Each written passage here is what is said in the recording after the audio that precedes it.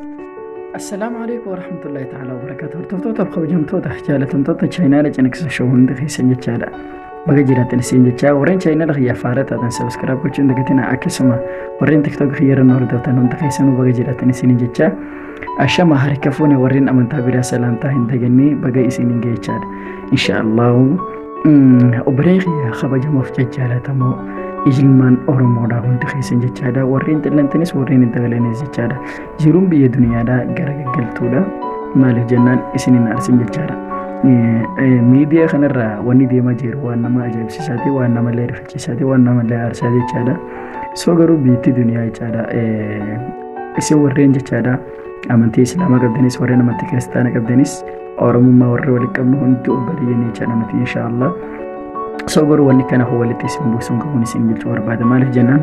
namichi dheenya kana jechaadha namni tiktok kanatti mataa gad deebisee kan mataa ol deebisee kan mataa digda deebisee kan eksi irra kaa'us hundi keessan jechuudha ijoollee teenya waan dhaamsa kiyya kun dhaamsee isin jechuu barbaade oromoon tokkicha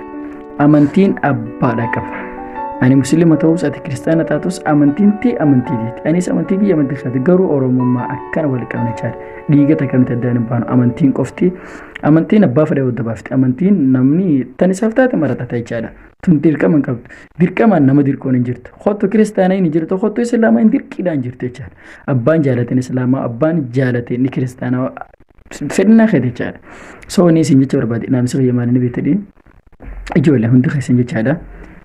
teessan mayyaame wanni isin jecha barbaade mataa keessan qoftiidhaan jechaadha maaliif nagaan jettan yaanni namaa gaafa duuba deemtee boota qarreera si geessee haala yaada si darba wanni isin jechuu barbaade beekumsa xiqqaa hanga qabdanii fayyadama hanga sanirraa barnoota barachuu yaada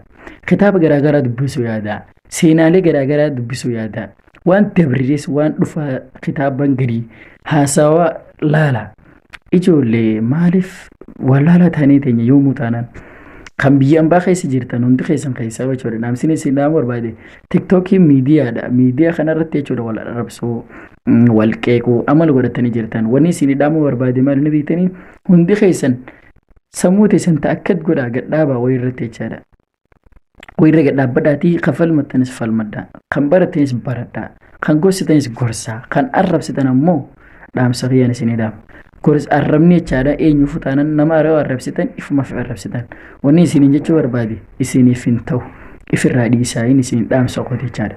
hin tahaa ittiin fufa itti fufi rakkinan qabu dirqamni jiru jechuudha bareessa garuu nama qabuudhaaf isin qabaa jira jechaadha kanaaf jechuudha oromoon tokko oromoo kiristaanaa oromoo musliimaa hundi keessanuu takka jechaadha kuni walitti isin buusin isin jechuu barbaada wassalaamu alaikum warahmatullahi